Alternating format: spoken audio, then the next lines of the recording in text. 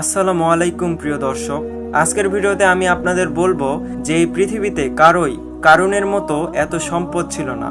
আমি আপনাদের বলবো কিভাবে হযরত মুসা আলাইহিস সালামের চাচাতো ভাই কারুন যাকাত না দেওয়ার কারণে তার সমস্ত সম্পদ সহ মাটির নিচে তলিয়ে গিয়েছিল। আমি আপনাদের এই বিষয়ে বলবো যা আপনাদের হৃদয় ছুঁয়ে যাবে ইনশাআল্লাহ। তাই ভিডিওটি শেষ পর্যন্ত দেখুন। আপনারা হয়তো জানেন যে মাটির নিচে সোনা, রূপা, হীরা, মূল্যবান পাথর, রুবির খনি আছে এবং সমুদ্রের নিচে অনেক জাই, পান্না, প্রবাল এবং মুক্তা আছে। কিন্তু আপনারা শুনে অবাক হবেন যে এগুলো একসময় একক ব্যক্তির সম্পত্তি ছিল। এই পৃথিবীতে কেউই এত ধনী ছিল না এবং কখনো হবেও না। তার সম্পদ কিভাবে ছড়িয়ে পড়েছিল এবং কিভাবে তা মাটির নিচে এবং সমুদ্রের ভেতরে চলে গিয়েছিল, আমি আজ আপনাদের এই আশ্চর্যজনক গল্পটি বলবো। হযরত মুসা আলাইহিস সালামের চাচাতো ভাই এর নাম ছিল কারুন। কারুনের ভাগ্য ছিল অনেক উঁচু। পৃথিবীর প্রতিটি কোণে তার গুদাম ছিল। তার নৌকা এবং জাহাজ প্রতিটি নদী এবং সমুদ্রে দলবদ্ধভাবে ভেসে বেড়াতো। তিনি পৃথিবীর প্রতিটি বণিকের একমাত্র ঋণদাতা ছিলেন। তিনি প্রতিটি ব্যবসার প্রধান ব্যক্তি ছিলেন। তিনি নিজেই ব্যবসা করতেন এবং প্রতিদিন লক্ষ লক্ষ টাকা উপার্জন করতেন। হযরত মুসা আলাইহিস সালাম তাকে অনেক ভালোবাসতেন। তিনি তাকে ভালোবাসার সাথে কাদা থেকে সোনা তৈরির দক্ষতা শিখিয়েছিলেন। সর্বত্র এত টাকা আসত যে তা গণনার বাইরে। টাকার বিনিময়ে তিনি হীরা, মূল্যবান পাথর, মোতা, রত্ন, চুন, পান্না, জুই সংগ্রহ করতেন এবং নতুন নতুন সিন্দুক ভরে দিতেন। তিনি সেই সিন্দুকের চাবিগুলো একটি শক্ত সিন্দুকের মধ্যে রাখতেন, আর সেই সিন্দুকের চাবিটা তিনি কোমরে দড়ি দিয়ে বেঁধে ঝুলিয়ে রাখতেন। দিন হোক বা রাত, তাকে খুব কমই বাইরে দেখা যেত। তিনি প্রতিদিন চাবি হাতে নিয়ে গুদামে ঘুরে বেড়াতেন। আপনি হয়তো ভাবছেন যে তিনি নিশ্চয়ই এত টাকা এবং সম্পদের প্রতি খুব বেশি আগ্রহী ছিলেন। তিনি নিশ্চয়ই অনেক খরচ করেছেন, কিন্তু না, তার কোনো শখ বা আরামদায়ক জীবন ছিল না। তার ছিল একটি ছেঁড়া পুরানো নোংরা পায়জামা, উপরে একটি কুর্তা এবং পায়ে একজোড়া জীর্ণ চপ্পল। তিনি মাটিতে ছেঁড়া পুরানো মাদুলের উপর শুয়ে রাত কাটাইতেন। তার দিনের খাবার ছিল কয়েকটি শুকনো রুটি, কিছু খেজুর আর পানি। কথিত আছে যে কয়েকদিন পর তিনি এটিও খাওয়া বন্ধ করে দিয়েছিলেন। তিনি একটি শুকনো রুটি পানিতে ডুবিয়ে সেই পানি পান করতেন এবং রুটিটি শুকনো রাখতেন। তার আত্মীয় স্বজন এবং বন্ধুরা বলতো, এত সম্পদ থাকা সত্ত্বেও কেন আপনি এত সমস্যার সম্মুখীন হন? আপনি কি অন্তত একজোড়া জুতা বা একটি সুন্দর পোশাক কিনতে পারেন না? কারুন হেসে বলল, বাহ, তোমরা তো দারুণ উপদেশ দিচ্ছ। আমি কি সমুদ্র থেকে টাকা এনেছি যে তোমরা আমাকে ধনী বলে মজা করছো? এবার ভাবো, যদি আমি এই সামান্য টাকা খরচ করি, তাহলে বৃদ্ধ বয়সে ক্ষুধার্ত অবস্থায় আমার বাচ্চাদের কে খাওয়াবে বলতো? তোমরা আমাকে রাস্তার ভিক্ষুক বানাবে। তোমরা খুব চালাক হচ্ছ। কারুনের এই কথা শুনে লোকেরা অবাক হয়ে সেখান থেকে চলে যেত। একদিন হযরত মুসা আলাইহিস সালাম কারুনের বাড়িতে পৌঁছে বললেন, কারুন, আল্লাহ তোমাকে এত সম্পদ দিয়েছেন, এর সামান্য অংশ গরিব মিসকিনদের দান করো। শরীয়তে নিয়ম আছে যে প্রতি 100 টাকার উপর 2.5% টাকা জাকাত দিতে হবে। আমি আশা করি তুমি অবশ্যই 100 টাকার মধ্যে কমপক্ষে 1 টাকা জাকাত দেবে। কারণ কিছুক্ষণ মুসার দিকে তাকিয়ে রইল এবং তারপর বলল, জাকাত কি? হযরত মুসা আলাইহিস সালাম বিনয়ের সাথে উত্তর দিলেন, প্রতি 100 টাকার মধ্যে 1 টাকা গরিবদের দান করো। এটাকে জাকাত বলা হয়। যদি অন্য কেউ এই কথা বলতো তাহলে কারুন অস্বীকার করত। কিন্তু হযরত মুসা আলাইহিস সালাম ছিলেন তার বড় ভাইয়ের মতো। তিনি কখনো তার অনুরোধ উপেক্ষা করেননি। এজন্যই তিনি মাথা নিচু করে কিছুক্ষণ চুপ করে রইলেন। তারপর তিনি মৃদু স্বরে বললেন, তুমি দেখতেই পাচ্ছ আমি খুবই দরিদ্র। আমার টাকার প্রয়োজন। জাকাত দেওয়ার মতো পর্যাপ্ত টাকা আমার কাছে কোথায়? কারুনের কাছ থেকে এই কথা শুনে হযরত মুসা আলাইহিস সালাম বললেন, যার এত সম্পদ আছে সে যদি দরিদ্র হয় তাহলে কাকে ধনী বলা হবে? কারুন উত্তর দিলেন, এত কষ্ট করে ক্ষুধার্ত তৃষ্ণার্ত থেকে আমি এই সামান্য টাকা সঞ্চয় করেছি। যদি আমি এখন তা দান করি তাহলে বৃদ্ধ বয়সে আমি কি খাবো? ভিক্ষা করা ছাড়া আমার আর কোনো উপায় থাকবে না। ভাই, আমাকে ক্ষমা করুন, আমি জাকাত দিতে পারবো না।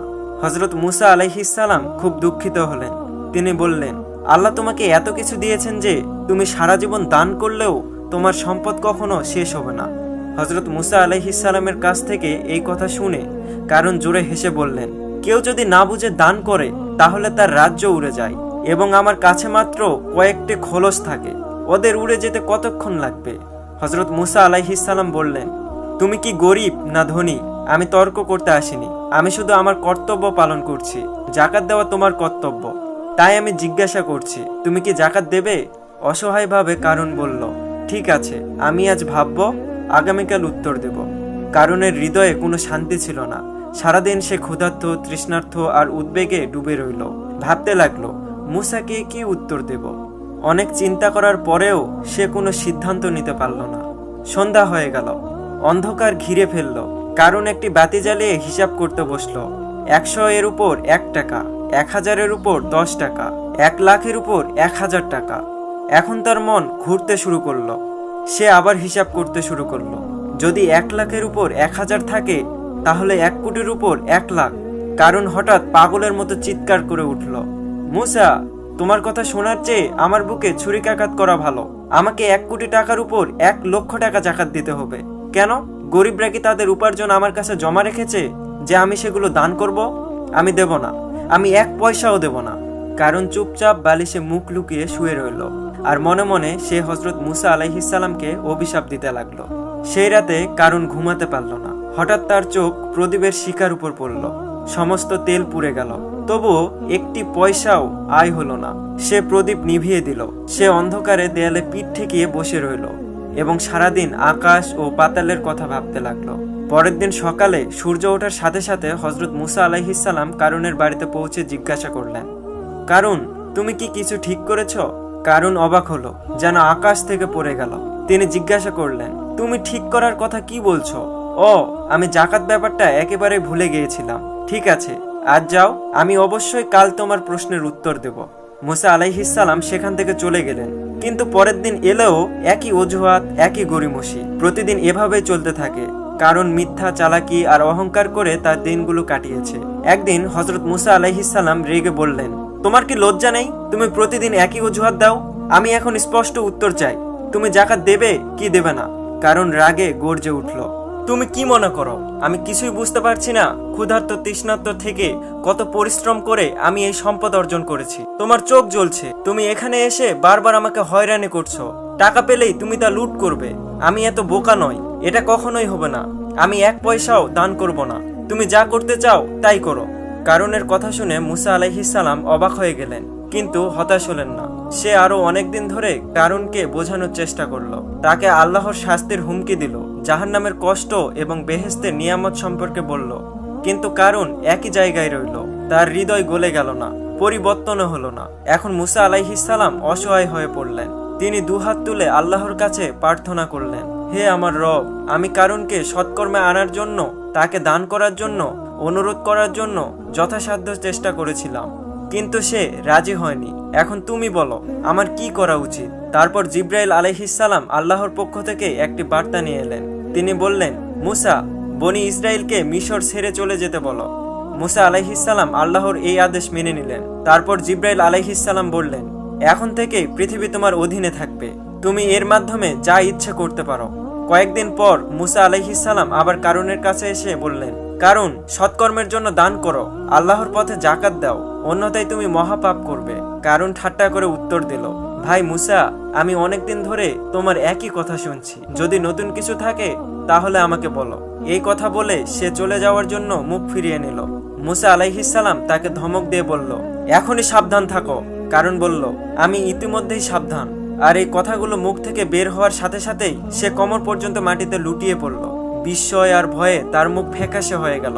সে বলল, বাহ, তুমি কি আশ্চর্য জাদু শিখেছ? তুমি কি টাকা তোলার জন্য এই কৌশলটি খেলছ? তুমি কি আমাকে বাচ্চা মনে করো? এবার সে তার ঘাড় পর্যন্ত মাটিতে লুটিয়ে পড়ল। তারপর সে চিৎকার করে উঠল, মুসা, তুমি কি আমাকে হত্যা করতে চাও?